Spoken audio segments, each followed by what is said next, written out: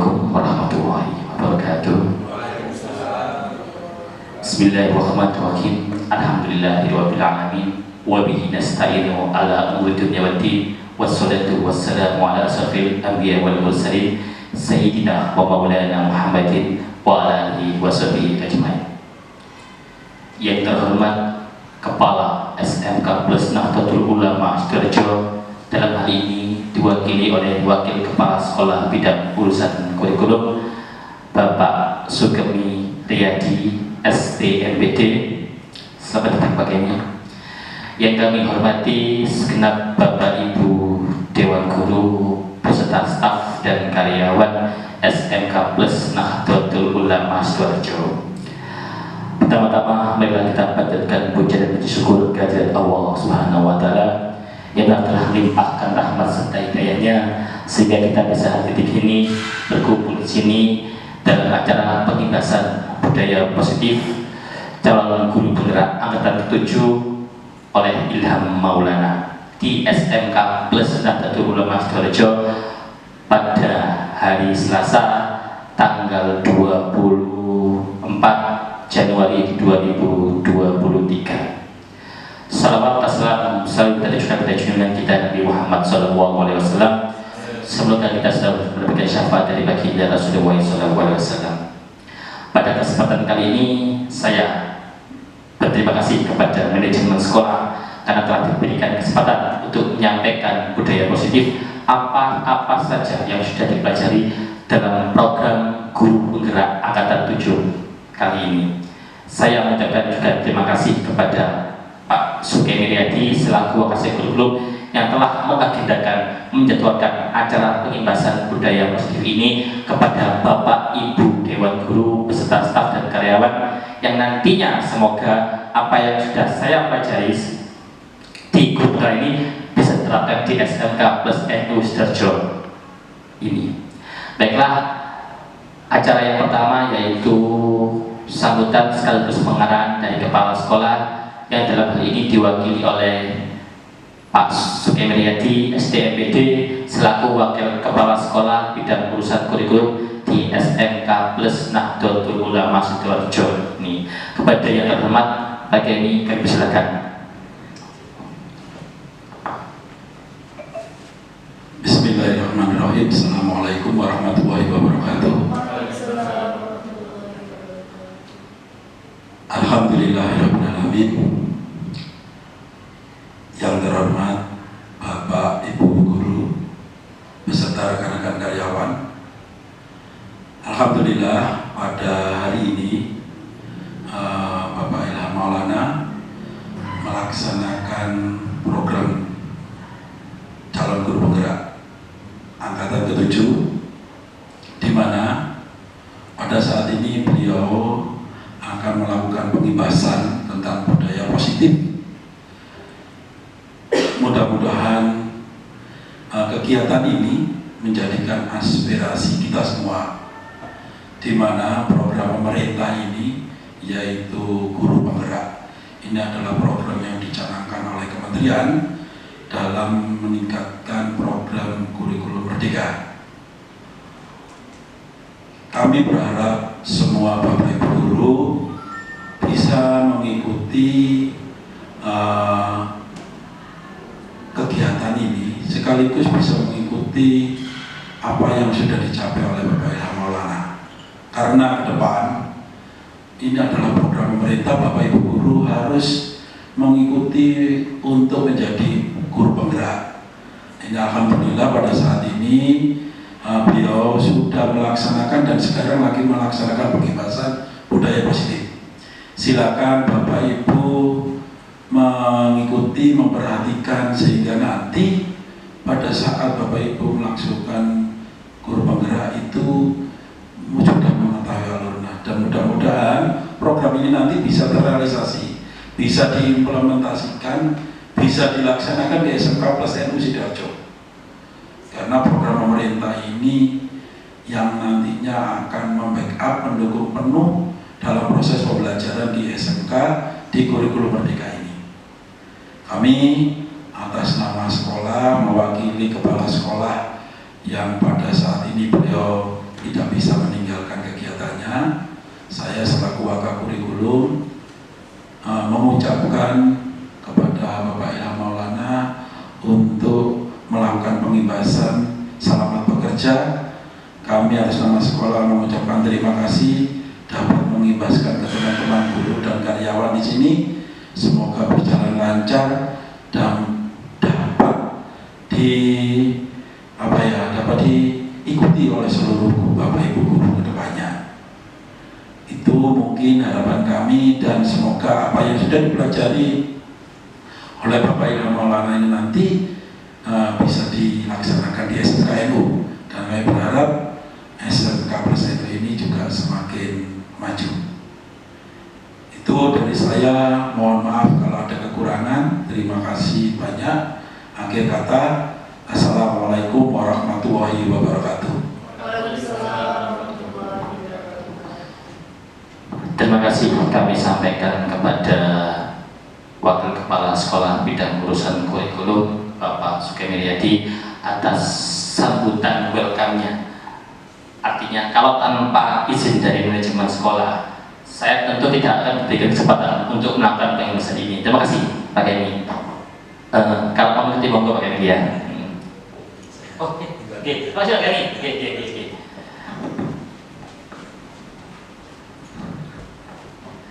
Terima kasih kami ucapkan kepada manajemen sekolah yang diwakili oleh Bapak Sukemiryadi SDMPD selaku Wakil Kepala Sekolah Bidang Urusan Kurikulum.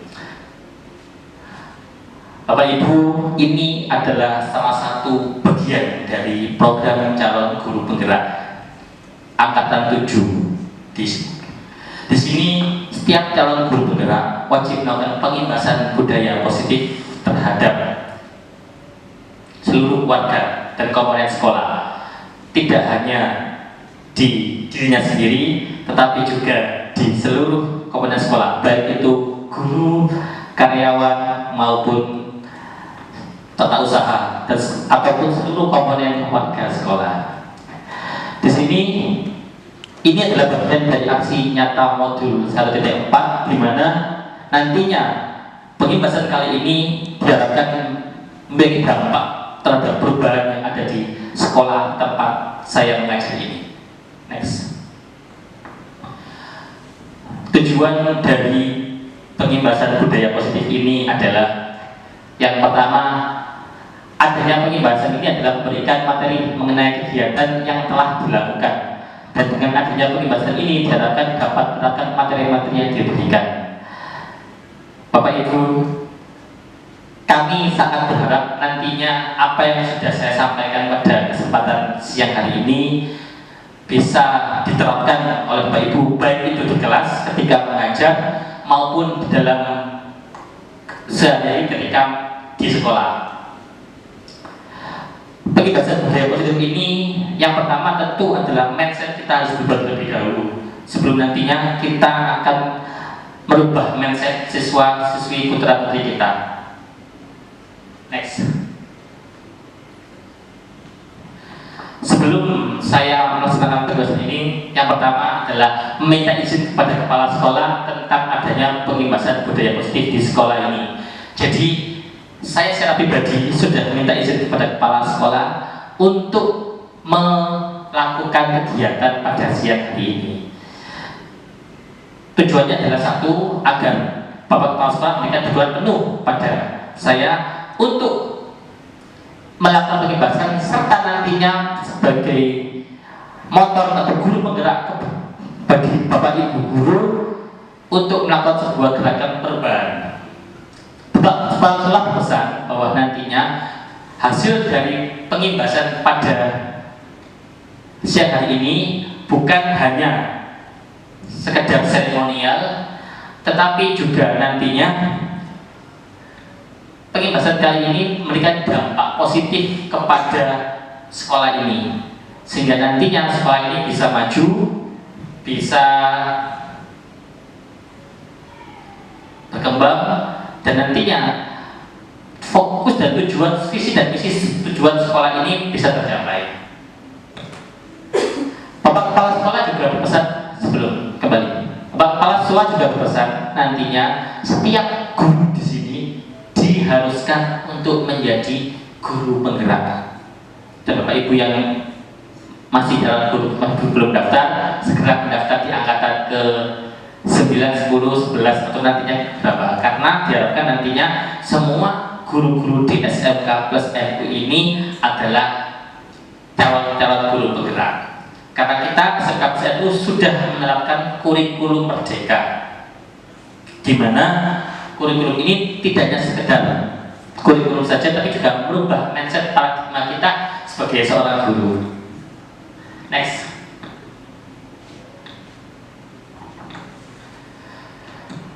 Setelah meminta izin kepala sekolah, saya juga melakukan koordinasi dengan para pimpinan-pimpinan sekolah yang lain.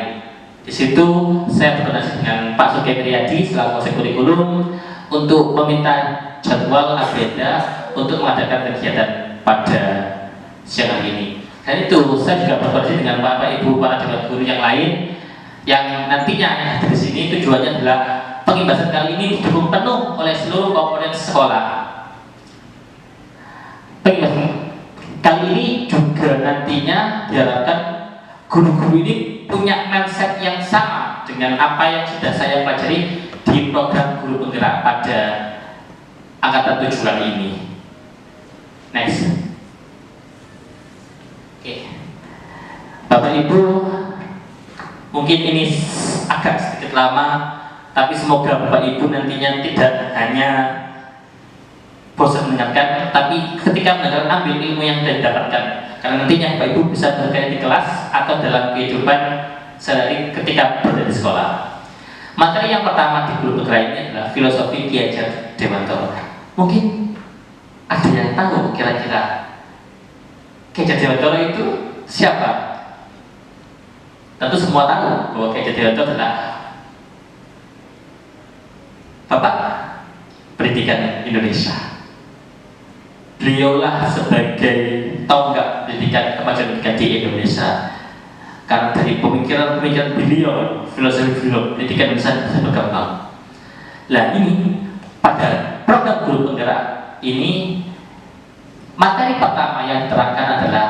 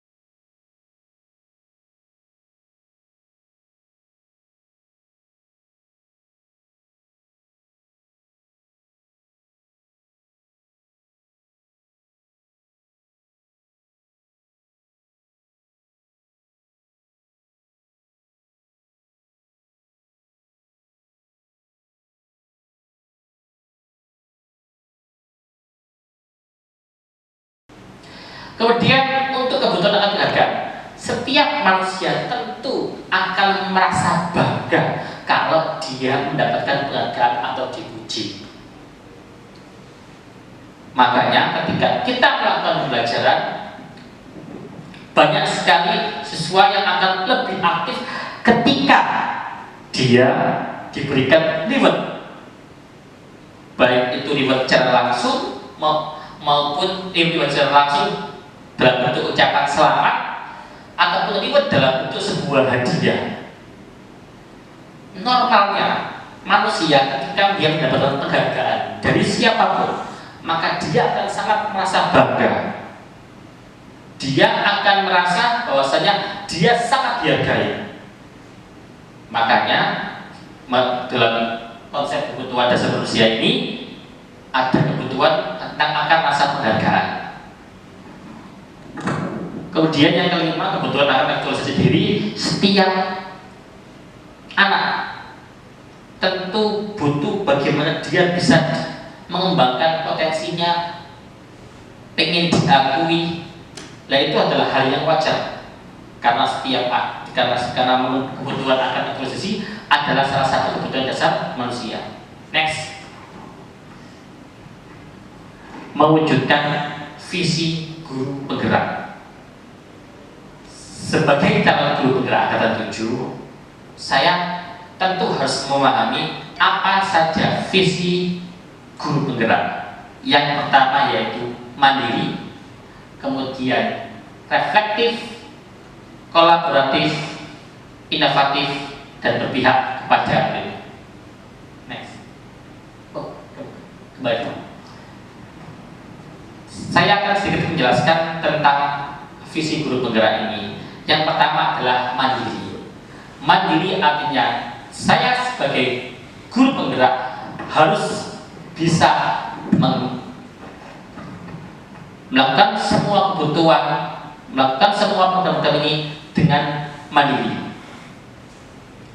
Saya harus menunjukkan segala macam kebutuhan saya terhadap kemampuan saya. Kemudian yang kedua, efektif. Segala macam tindakan dan perilaku guru penggerak tentu harus merefleksikan filosofi Ki Hajar Dewantara. Kemudian yang ketiga, kolaboratif. Untuk mewujudkan tujuan dari guru kita harus bekerja sama. Kolaboratif ini artinya seorang calon guru penggerak harus mampu bekerja sama dengan seluruh komponen sekolah, mulai dari komponen tertinggi yaitu kepala sekolah, kemudian komponen yang paling rendah atau komponen yang berada di level keamanan security, dari mulai kepala sekolah, wakil kepala sekolah, wali kelas, kepala jurusan, BK. Guru penggerak harus mampu berkolaborasi dan bekerja sama dengan semuanya. Karena apa?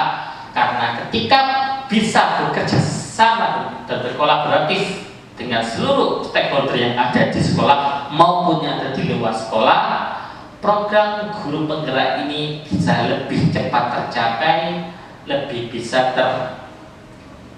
terlaksana dengan cepat dan mudah.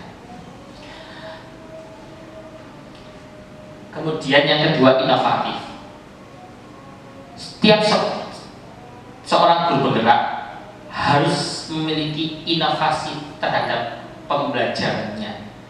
Dia tidak monoton terhadap apa yang cara dia mengajar.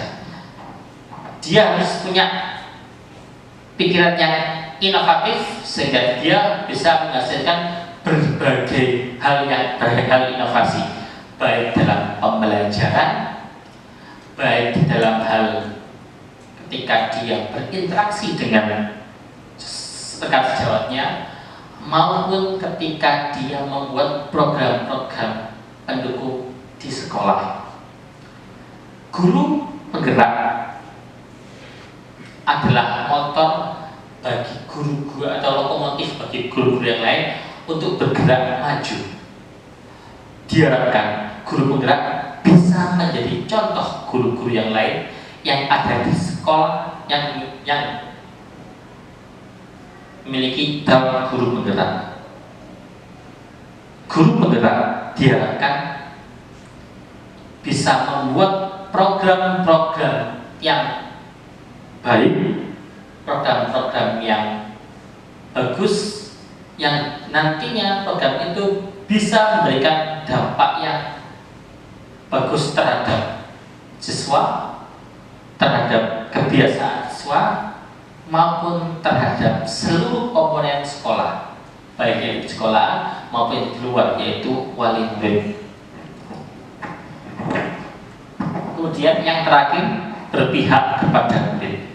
Apapun yang dilakukan guru penggerak, program apapun yang dilakukan oleh guru penggerak, kegiatan apa yang dilakukan oleh guru penggerak, semua terfokus semua tertuju, semua berpusat, semua berpihak kepada murid.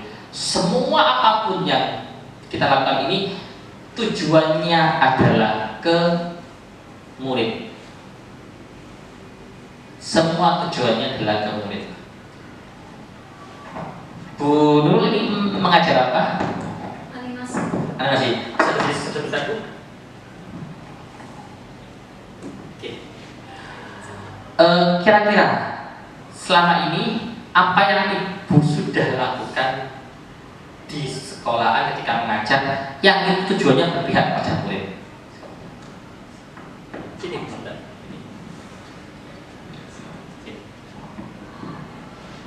Ya, terima kasih atas waktunya kepada Bapak Ilham. Untuk di mata pelajaran animasi, biasanya saya lebih memilih ke mengasih waktu kepada mereka untuk memilih apa yang mereka suka. Termasuk kalau misal ada anak yang bisa ilustrasi, ya saya memilih untuk mendukung mereka membuat ilustrasi. Jadi di sini kan ada beberapa properti juga buat mereka, jadi itu termasuk salah satu dukungan buat mereka berkarya di bidang animasi itu tadi. Seperti itu. Selain itu mungkin ada program-program yang lain yang biasanya Ibu lakukan yang intinya itu berpihak pada murid. Ada, salah satunya mereka bisa berwirausaha di bidang ilustrasi itu tadi. Jadi open commission. Open commission. Bisa jelaskan Bu, open commission itu seperti apa? Jadi open commission itu seperti kita berwirausaha di bidang ilustrasi, seperti gambar vektor itu di tarif sewajar berapa ribu. Semisal sewajar 85.000, jadi mereka bisa mendapatkan 85.000 itu tadi buat mereka sendiri. Jadi itu berwirausaha. Berarti ada sepelajaran itu berwirausaha ya? Iya, ada. Cuman ya itu tadi ada mata pelajaran sendiri di SMKNU yang mendukung anak-anak untuk berwirausaha. Jadi seperti kolaborasi itu tadi, kolaborasi antara animasi 2 dimensi dengan pelajaran wirausaha. Terima kasih Bu Nurul. Ya, kita report dulu untuk Bu Nurul. Dan berpihak pada murid tidak hanya dalam konteks pembelajaran. Di forum ini saya tidak hanya mengundang Bapak Ibu Dewan Guru, tapi juga mengundang tim yang lain. Mungkin sebentar, Pak Supri bisa cepat bentar Pak, sebentar saja. Oke. Terima kasih Pak Supri atas kehadirannya. Kira-kira menurut ini Pak Supri menjawab saja ya saya tanya ini. Apakah program di SMK Plus NU ini sudah berpihak pada murid gitu? Ya. Ya. Oke. Terima kasih Supri. Saya kembali. Oke. Artinya setiap program-program dan kegiatan di SMK Plus NU ini semua berpihak pada murid. Tidak hanya program pembelajarannya saja, tetapi juga segala macam kegiatannya juga berpihak pada murid. Mungkin next, budaya positif. Ini adalah materi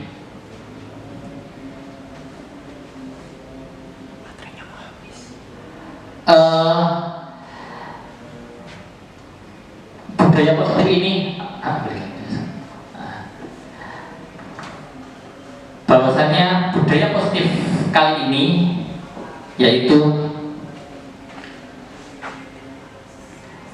materi yang terakhir keempat.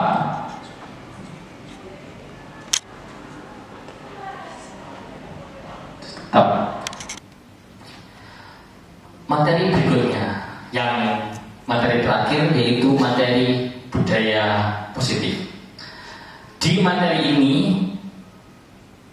kita dikenalkan bagaimana membiasakan budaya positif kepada seluruh komponen sekolah. Ini adalah materi terakhir yang akan saya sampaikan. Tetapi sebelum itu, izinkan saya untuk mengajak Bapak Ibu guru serta karyawan untuk ice breaking terlebih dahulu. Ice breaking ini untuk menguji kefokusan Bapak Ibu. Ice breaking ini nantinya boleh diterapkan ketika pembelajaran ataupun ketika Bapak Ibu berinteraksi dengan siswa. Saya mulai ice breaking pada sesi kali ini. Ketika saya bilang pagi, berarti tepuknya 1 kali. Saya beri contoh. Pagi. Ketika saya bilang siang, maka tepuknya 2 kali. Contoh, siang. Ketika saya bilang pagi, siang, seperti itu. Bisa? Kita laksanakan bersama-sama.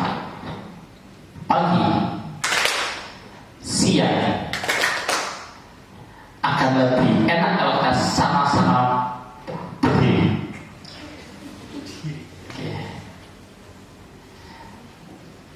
Mungkin ada bergeser. Pagi, siang, siang, pagi, siang, pagi.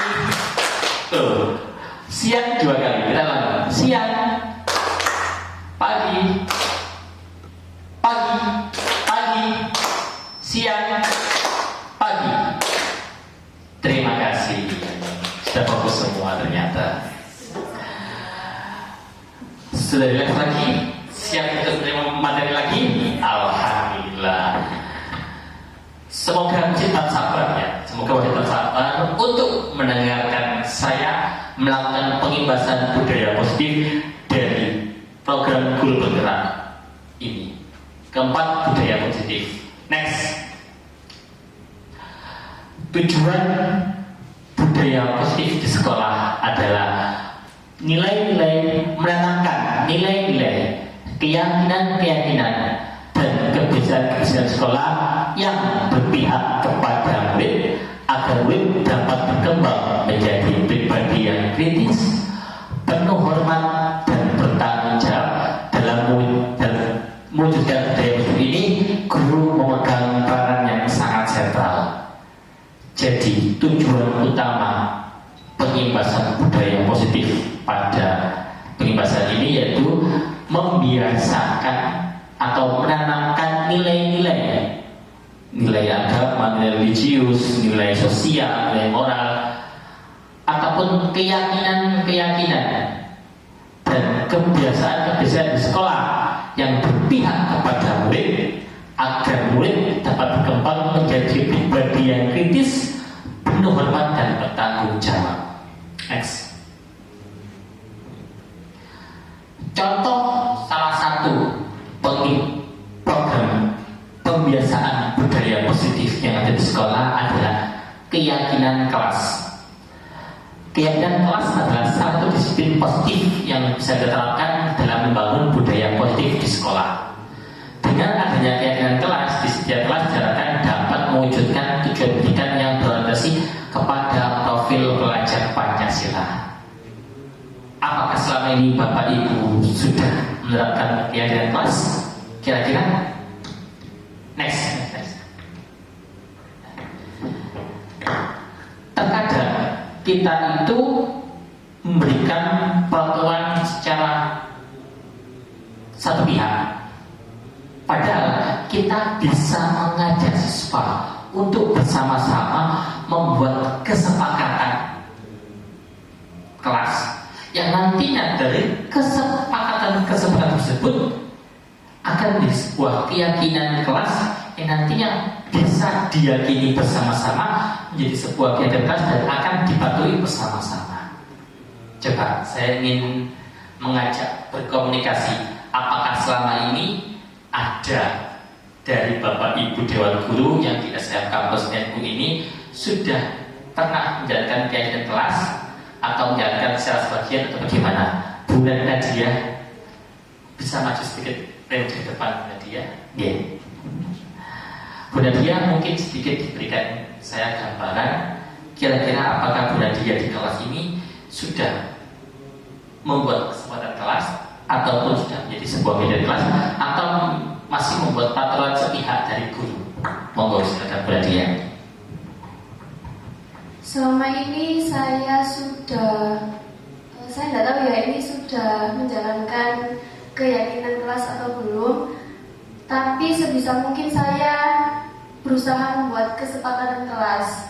Contohnya seperti apabila tidak mengerjakan tugas, nanti ada hukuman. Lalu apabila saat saya menerangkan, HP itu sebisa mungkin disimpan dulu. Seperti itu Pak Ilham. Ya. Terima kasih Bu Nadia. Terima kasih Bu Nadia atas salah satu contoh kesempatan kelas. Jadi gini Bapak Ibu, Dewan Guru beserta staf dan karyawan SMK PSNU Sidoarjo, kita bisa memberikan respon, rangsangan ataupun gambaran kepada siswa untuk mengusulkan kira-kira apa yang ingin disepakati yang kemudian diyakini. Di gambar ini adalah contoh berbagai usulan siswa yang ada. Saya dicontoh. Saya ketika mengajar di kelas, sebelum saya mengajar, saya akan memberikan gambaran. Sebelum sesi kelas dimulai, kesempatan apa yang wajib harus ada. Saya bercontoh, 1, datang tepat waktu. Nah, kemudian tanpa waktu. Itu bukan datang dari saya, tapi datang dari siswa. Kemudian kalau tidak proyek belum selesai harus ngapain? Tidak selesai PR harus ngapain? Konsekuensinya. Nah, semua itu bisa berasal dari siswa. Kita tinggal merangkumnya, mengumpulkannya, kemudian kita jadikan sebuah keyakinan kelas. Keyakinan ini disepakati oleh bersama, bukan muncul sepihak dari Bapak Ibu Dewan Guru, tapi bersama-sama sepakati karena usulan dari siswa. Tujuannya apa? Agar siswa benar meyakini ini sebuah keyakinan saya. Kalau saya tidak datang terlambat, saya sebagai mana? Datang terlambat, apa konsekuensi logisnya? Ini datang dari siswa sendiri. Kita sebagai guru hanya memfasilitasi, mendorong, mensupport agar nantinya keyakinan yang berkelas yang berasal dari siswa bisa mereka patuhi lebih mudah, lebih enak daripada kita memberikan tanda tertib sepihak dari guru. Seperti itu. Keyakinan kelas ini sangat penting, terutama bagi kita yang mengajar di SMK. Kenapa? Anak SMK tentu lebih sulit untuk diatur daripada anak tingkat level TK, SD. Kenapa? Karena SMK ini sudah beranjak dari anak-anak ke remaja. Tentu fungsi keyakinan kelas ini sangat penting agar nantinya saat pembelajaran siswa itu benar-benar bisa meyakini sebuah kebenaran yang nantinya dia sendiri bisa menerapkan tanpa ada ancaman, tanpa ada hukuman dari Bapak Ibu Dewan Guru. Karena dia sudah meyakini saya seperti ini, saya seperti ini. Seperti itu. Ini saya mencoba di kelas untuk membuat keyakinan kelas yang nantinya diharapkan dapat digunakan, dapat diyakini ketika saya mengajar di laboratorium. Next. Ketika sudah kita rampung, kita sudah sepakati bersama, maka kita ajak anak-anak untuk mengulas kembali keyakinan kelas yang sudah disepakati bersama. Nah, berarti tinggal masyarakat saja. Nanti ketika bagaimana kalau nanti ada anak yang melanggar, kita kembalikan kepada mereka. Kamu kan sudah meyakini sebuah kebenaran. Ini kan yang sudah kamu usulkan. Berarti kamu wajib untuk menaati sendiri. Dan biasanya kalau berasal dari diri mereka sendiri, mereka akan lebih mudah, mereka akan lebih gampang untuk menaati dan mematuhinya. Next. Budaya yang ingin dikembangkan. Kita mungkin sering mendengar kata 5S, yaitu senyum, sapa, salam, sopan, dan santun. Ini sebenarnya budaya-budaya seperti ini yang saat ini wajib kita galakkan, karena ini adalah kearifan lokal kita sebagai bangsa Indonesia dibandingkan dengan bangsa-bangsa yang lain.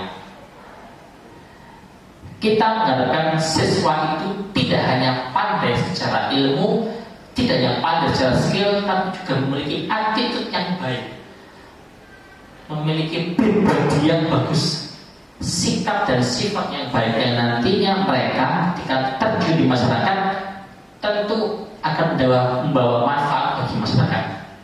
Apalagi saat ini kita ini adalah siswa SMK, dan nantinya ketika mereka lulus, budaya-budaya positif ini tentu harus mereka terapkan. Dan khusus di SMK, budaya positif ini lebih fokus pada budaya bekerja. Bagaimana nantinya ketika mereka bekerja, mereka bisa menerapkan budaya-budaya yang sudah kita ajarkan untuk diterapkan di dunia usaha, dunia kerja.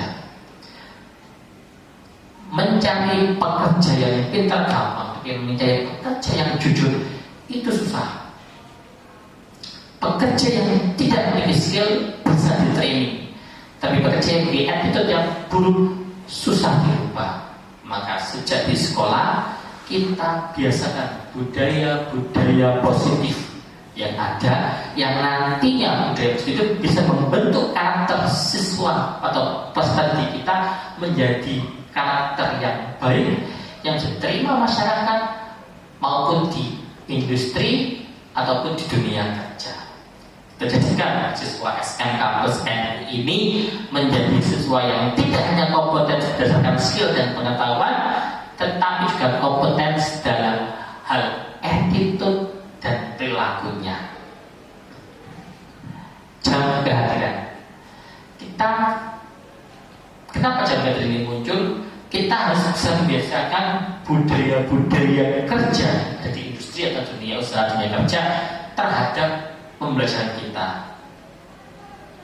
Ketika kita sudah berhadapan dengan industri dan dunia usaha, tentu jam kehadiran dalam jam kerja itu sangat fokus dan sangat paten.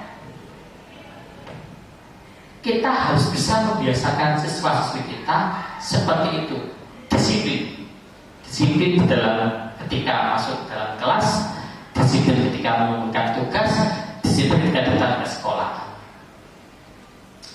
Kebiasaan ini nantinya ketika kita sudah bisa menerapkan, membiasakan di siswa-siswi kita, nantinya siswa-siswi kita ketika lulus dari SMK ini bisa terbiasa di dunia usaha dan dunia industri. Next. Ini adalah contoh pengembangan budaya yang ada di SMK Pusat. Saya mengucapkan selamat kepada Bapak Ibu sudah memberikan contoh yang baik kepada siswa-siswi. Salah satunya adalah menyambut siswa-siswi datang secara pagi. Budaya ini sudah dikembangkan di Bapak Ibu. Ya, terima kasih. Karena budaya ini nantinya bisa melatih dan membiasakan siswa untuk datang pagi. Tapi sebenarnya tidak hanya di gerbang, tapi juga depan kelas, depan laboratorium juga bisa. Kenapa? Kalau siswa SMK masuk gerbang, kalau masuk kelas juga sama saja. Beda kalau siswa SD, kalau datang di sekolah pasti masuk kelas. Kalau siswa SMK tidak datang di sekolah, belum tentu masuk di kelas, masuk di lab. Maka mungkin nantinya diharapkan Bapak Ibu bisa menyambut siswanya di lab atau di workshop tempat bengkel atau di kelas. Karena nanti intinya kebiasaan itu akan bisa menenangkan pribadi siswa, bahwasanya dia merasa dihargai, dia merasa disambut seperti hanya tadi kebutuhan dasar manusia, yaitu kebutuhan akan butuhnya sebuah penghargaan. Next. Kita sebagai seorang guru tentu sering mendapatkan atau mengalami sebuah kejadian permasalahan yang ada pada siswa. Dan kita sebagai seorang guru tentu dituntut untuk bisa menyelesaikan masalah-masalah tersebut. Masalah tersebut bisa terjadi di kelas ataupun di luar kelas dalam konteks sekolah, maupun terjadi di luar konteks sekolah yang masih berhubungan dengan siswa. Kita sebagai seorang guru tentu harus bisa bermain peran, harus bisa menyelesaikan segala macam permasalahan yang terjadi pada siswa. Maka ada 5 posisi kontrol sebuah penyelesaian masalah. Ada yang sangat bagus diterapkan, namun ada pula yang tidak dapat diterapkan, meskipun nantinya kita juga sering untuk menerapkan seperti itu. Terutama saya sendiri. Saya sendiri sebelum menjadi guru penggerak, saya selalu menjadi sebagai penghukum. Apa itu hukum? Nanti akan saya jelaskan. Maka pada kesempatan kali ini perubahan dimulai dari diri saya sendiri. Kemudian apa yang perubahannya dan yang bisa saya imbaskan kepada yang lain. Next. Kembali. Sebelumnya saya kesini. Ada 5 posisi kontrol kita ketika kita menghadapi sebuah peristiwa kejadian yang ada di sekolah. Ada posisi sebagai penghukum, ada posisi sebagai pembuat rasa bersalah, ada posisi sebagai pengaman, kemudian posisi yang sebagai pemantau, dan posisi yang ketiga sebagai seorang manajer. Saya akan menjelaskan dari kelima posisi ini. Next. Yang pertama, sebagai seorang penghukum. Posisi kontrol penghukum. Seorang penghukum bisa menggunakan hukuman fisik maupun verbal. Orang-orang yang menjalankan posisi hukuman senantiasa mengatakan bahwa seorang menggunakan sistem atau alat yang dapat lebih menggunakan buat lagi. Ini yang sering saya gunakan. Saya ketika murid melakukan kesalahan, saya langsung menghukum. Contoh, ketika ada murid terlambat masuk ke dalam, saya hukum. Sudah, kamu push up. Oke, lagi. Kamu berdiri. Tanpa saya bertanya apa penyebabnya, saya langsung melakukan sebuah hukuman kepada siswa tersebut. Itu sebenarnya salah, tapi saya sendiri sering melakukan itu dulu. Ketika ada anak tidak mengerjakan tugas, saya langsung just dia, saya beri hukuman tanpa saya cari dulu apa penyebabnya dia tidak mengerjakan tugas. Ketika Anda berbicara, ketika saya menerangkan, langsung saya beri hukuman. Ketika Anda terlambat dan karena Anda bisa menjawab pertanyaan saya langsung bunuh dia. Itu sebenarnya posisi yang sangat salah. Karena berdasarkan teori, justru itu tidak membentuk karakter yang positif pada anak, melainkan membentuk karakter penang pada anak.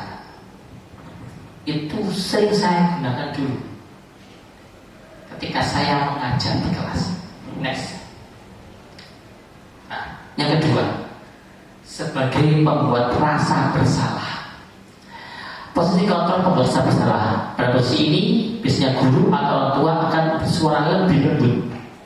Pembuat rasa bersalah akan menggunakan keheningan yang membuat orang lain merasa tidak nyaman, bersalah atau merendah diri.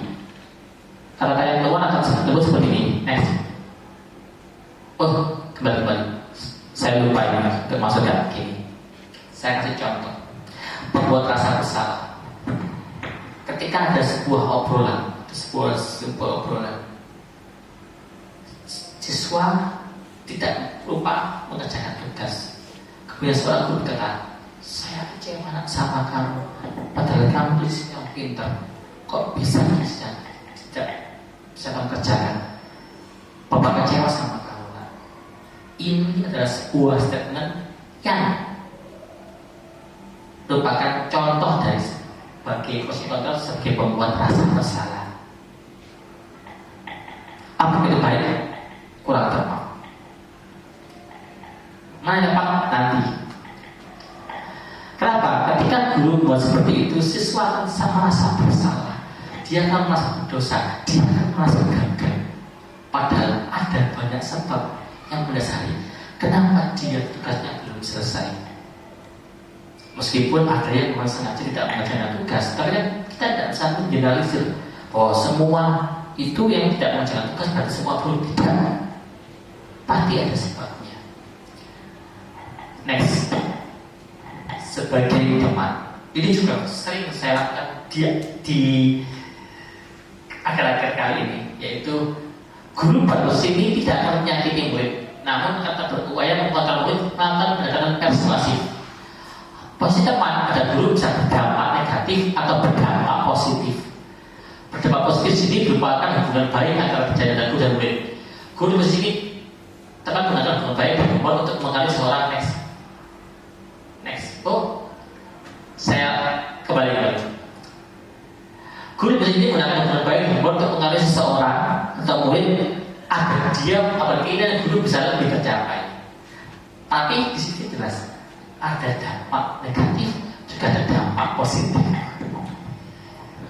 Pada posisi ini, guru memposisikan dia sejajar dengan murid. Tujuannya adalah dia bisa lebih mudah mempengaruhi murid. Saya yakin di sini banyak yang melakukan seperti itu. Saya pun juga dulu melakukan seperti itu. Namun ada dampak negatifnya.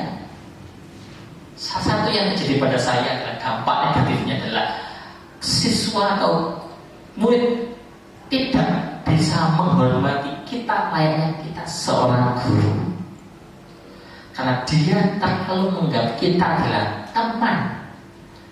Meskipun ada dampak positifnya, kita lebih mudah mengatur, kita lebih mudah mencari informasi dari dia, kita tidak mudah berkomunikasi dengan dia.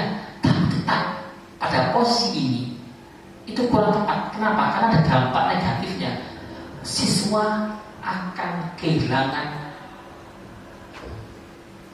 kita akan kehilangan kehormatan di mata siswa. Bahkan yang terjadi, dampak yang paling negatif adalah siswa bisa mengabaikan kita, karena kita dianggap murni sebagai murid saja, murid yang mengajar, dari teman yang mengajar, tidak sebagai seorang guru yang harus dihormati dan dijunjung tinggi. Next, sebagai pemantau, saya yakin juga bahwasanya kita juga sebagai pemantau, yaitu ketika ada permasalahan kejadian, kita hanya melihat dan mengawasi saja, kita tidak diam.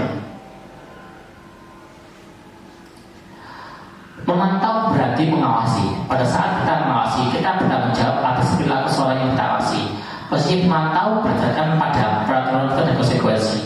Dengan menggunakan sanksi dan konsekuensi, kita berpisahkan hubungan pribadi dengan murid sebagai seorang yang menjalankan si pantau. Di sini kita hanya ketika dalam kejadian, kita diam saja, tapi kita hanya mengawasi. Kita kembalikan tata tertib yang ada. Semisal ada anak terlambat, langsung aja, atau seperti apa, langsung dilaksanakan. Bahkan si pemantau biasanya akan membawa segala macam permasalahan langsung pada yang lebih tinggi. Yang lebih tinggi yang akan memutuskan, yaitu posisi manajer. Next, posisi sebagai manajer. Nah, posisi ini adalah posisi yang paling tinggi dari semua posisi kontrol yang ada. Posisi manajer itu posisi kontrol dan manajer, yaitu posisi di mana guru berbuat sesuatu bersama dengan murid, mempersilahkan murid mempertanggungjawabkan perilakunya, mendukung murid agar dapat menemukan solusi atau permasalahan sendiri, seorang manajer telah memiliki keterampilan di posisi teman maupun mantau. Dengan demikian, bisa jadi di waktu tertentu kembali menjadi posisi kedua boleh diperlukan. Namun, bila kita ingin kita menjadi manusia yang merdeka, mandiri dan tanggung jawab, maka kita perlu mengacu pada institusi yang dapat menjadikan kita sebagai seorang manajer bagi dirinya sendiri. Artinya gini, ketika kita sudah masuk ke posisi control manager, kita bisa melakukan kontrol penuh kepada sesuatu tersebut. Kita mau menjadi teman, kita mau memantau, kita bisa. Tujuannya adalah apa? Kembali kepada murid, menjadikan murid berperilaku positif, menjadikan murid memiliki akhlak yang baik. Ketika ada permasalahan, kita tidak langsung menjudge dia, tapi kita tanya dulu apa permasalahannya. Kita pancing siswa untuk mencari solusi yang baik dari permasalahan yang ada bagi dia. Contoh, ketika kita melihat siswa melompat pagar, kita nggak bisa membungkuk, tapi kita tanya, kenapa kau melompat pagar? Contoh, saya mau mengambil bola Pak. Kita tidak langsung memberikan solusi, tapi kita memberikan solusi. Selain melompat pagar, apakah ada cara yang lain untuk mengambil bola di luar halaman sekolah? Jangan untuk ada yang melalui gerbang samping. Berarti posisinya adalah kita sebagai belajar memberikan memancing siswa untuk mencari solusi terbaik dari permasalahan yang sudah dia buat. Dan posisi manajer ini posisi yang paling penting. Kenapa? Karena dia bisa menjadi seorang penghukum di saat yang tepat, kemudian dia bisa mengendalikan semua posisi-posisi guru-guru yang ada, sehingga nantinya diharapkan semua guru-guru yang lain juga bisa menjadi seorang posisi control manager ketika dia menghadapi permasalahan yang ada pada siswa. Next. Itu tadi adalah 5 posisi kontrol ketika kita menemukan sebuah permasalahan atau kejadian. Nah, bagaimana cara yang baik kita ketika siswa melakukan sebuah kesalahan atau sebuah pelanggaran? Maka dalam program guru bergerak dijelaskan ada 3 restitusi. Yang pertama yaitu menstabilkan identitas, yaitu setiap orang pasti pernah melakukan sebuah kesalahan dan dia bukan satu-satunya orang yang melakukan sebuah kesalahan tersebut. Pada posisi ini kita harus memberikan sebuah keyakinan pada dia bahwasanya dia pasti pernah melakukan sebuah kesalahan. Langkah yang kedua itu validasi tindakan yang salah. Setiap orang melakukan sebuah kesalahan pasti tentu ada alasan dan sebabnya kenapa dia melakukan kesalahan tersebut. Dan selain itu, adakah cara yang efektif untuk mendapatkan apa yang dia butuhkan? Yang ketiga adalah menanyakan keyakinan. Contoh, tadi saya ambil contoh adalah ketika ada anak yang tidak mengerjakan tugas tepat waktu. Katanya, contoh misalkan, Bu Nurul, kenapa tidak mengerjakan tugas? Bu Nurul pasti menjawab, ya Pak, maaf, saya tugas.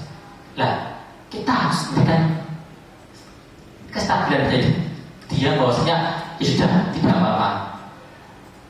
Karena kesalahan ini tidak sering dilakukan dan setiap manusia pasti pernah melakukan sebuah kesalahan. Kita stabilkan identitasnya. Yang kedua adalah validasi tindakan yang salah. Kita tanyakan apa alasannya kenapa dia tidak mengerjakan tugas tersebut. Jadi ada alasan yang sangat tepat dan sangat urgentnya tidak mengerjakan tugas tersebut. Kemudian mereka keyakinan pas apa yang dia langgar ketika dia tidak mengerjakan tugas tersebut. 3 ini kenal dengan nama segitiga restitusi. Inilah yang diharapkan nantinya kita sebagai seorang guru bisa menerapkan 3 segitiga restitusi ini yang nantinya bisa kita harapkan berdampak positif terhadap siswa. ketika bisa berdampak bagi siswa, pembelajaran juga akan menyenangkan, pembelajaran juga akan nyaman, sekolah, anak akan senang dengan sekolah, sehingga transfer ilmu kepada sekolah, kepada siswa bisa lebih terarah, lebih tepat sasaran, sehingga tujuan pembelajaran kita bisa lebih tercapai, sehingga sekolah bisa berkembang dan tujuan sekolah dalam meningkatkan kompetensi siswanya bisa lebih. Next. Ini sekian presentasi dan pengimbasan budaya positif saya terhadap apa yang sudah saya pelajari di Guru Penggerak. Sebelum saya mengakhiri ini, ada beberapa pertanyaan yang ingin saya tanyakan kepada Bapak Ibu Dewan Guru. Mungkin kembali dulu, ya bisa. Ya nggak apa-apa dulu. Oke. Satu saja pertanyaan. Oke, sini ya. Oke. Apakah Ibu pernah menemukan siswa yang tidak mengerjakan tugas? Ya, ada. Kira-kira apa yang Ibu lakukan ketika siswa tersebut tidak mengerjakan tugas yang Ibu berikan? Ya, sama seperti yang Pak Ilham jelaskan tadi, menanyakan sebab akibatnya dulu, sebabnya dulu dia kenapa nggak mengerjakan. Lalu ya sudah, setelah itu kasih kesempatan buat, misal kasih deadline hari ini buat dikerjakan, ya itu saya tunggu buat mengerjakan. Jadi saya kasih deadline dulu. Tidak ingin kesempatan kedua. Iya, biasanya gitu. Terima kasih Bu, luar biasa. Berarti sudah menetapkan sudah setuju. Mungkin yang lain, mungkin Ibu bisa maju ke depan, Bu Rani. Iya. Ibu Rani juga pernah menemukan siswa yang belum mengerjakan tugas atau permasalahan di kelas? Iya, terima kasih Bapak Ilham. Ya pernah, kalau menurut saya ya pasti setiap guru pernah menemukan itu. Tergantung bagaimana caranya guru itu menindaklanjuti dari kasus tersebut. Kalau saya ya paling kalau misalnya ada siswa belum mengerjakan tugas ditanyai dulu, sama juga seperti Bu Nurul, ditanyai dulu. Kalau misalnya memang itu bisa dikerjakan saat itu juga, ya saya tunggu deadline hari itu juga. Terima kasih. Terima kasih Bu Rani. Satu lagi mungkin kira-kira ini, kalian tanya saya lupa. Kita kembali dulu sebelum kita closing.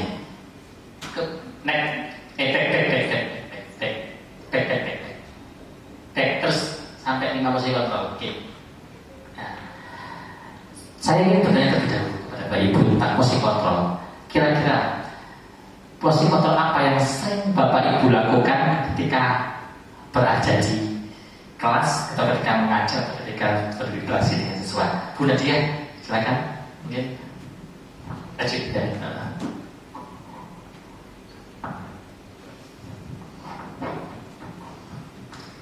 Ya, dari kelima ini mana yang paling sering berada dilakukan sebelumnya? Seringkali saya menyelesaikan masalah, posisi kontrolnya sebagai penghukum saya juga pernah. Yang paling sering gitu kan? Yang paling sering sebagai manajer. Masya Allah. Iya. Tapi paling sering saya juga pernah sebagai teman. Semuanya pernah Bu ya? Iya, pernah, tergantung kondisi. Menurut Bu Nadia, posisi yang paling bagus seperti apa? Sebagai manajer. Terima kasih Bu Nadia. Terima kasih Bu Nadia. Satu lagi kita sebelum closing. Kira-kira ketika Anda berbicara apa yang begini, saya ingin meminta pendapat testimoni dari Bapak Ibu terhadap hasil pengimbasan saya pada siang hari ini. Mungkin Bu Rani, kira-kira saya ada satu testimoni kalimat dari pengimbasan hari ini, apa manfaatnya terhadap Ibu Rani ketika mengajar di kelas, dan bagaimana nanti Bu Qur'an ini melakukan pengimbasan pada murid-muridnya. Silakan Bu. Iya, adanya grup ultra ini, terus juga adanya pengarahan dari Pak Imam ini, ya semoga kita semua guru SMK Berzainul nantinya bisa mendidik siswa lebih lebih bisa memberi arahan. Kalau misalnya memang untuk diberi kesempatan untuk bebas, tapi bebasnya tetap terkontrol yang seperti tadi dijelaskan. Terus apa lagi? Testimoni dari acara ini seperti apa? Testimoninya, alhamdulillah kita dapat ilmu baru, dapat apa lagi ya Pak? Dapat situasi yang mungkin nanti bisa untuk membuat siswa lebih senang lagi, mungkin karena memang ini kurikulumnya beda, kurikulum merdeka. Jadi ya semoga nanti siswa terus didiknya lebih enjoy untuk pembelajaran. Terima kasih. Terima kasih Tani, semuanya yang luar biasa. Satu lagi sebelum saya closing, Bu Alif, ya pengajar. Aku tahu sih, monggo silakan. Testimoni saja. Di sini depan. Nanti kan kelihatan. Testimoni kegiatan ini ya Pak? Iya. Iya. Untuk kegiatan ini, terima kasih kepada Pak Ilham yang telah menyelenggarakan kegiatan ini. Jadi untuk kami kan tahu ya bagaimana kita harus bersikap. Mungkin masih ada yang salah satu di antara ini yang belum menerapkan yang baik itu. Jadi kita bisa tahu untuk bersikap lagi dengan para siswa itu seperti apa. Begitu sih. Terima kasih Bu Alif atas testimoninya. Tepuk tangan Bu Alif. Demikianlah pengimbasan budaya positif. Kembali ke awal. Awal.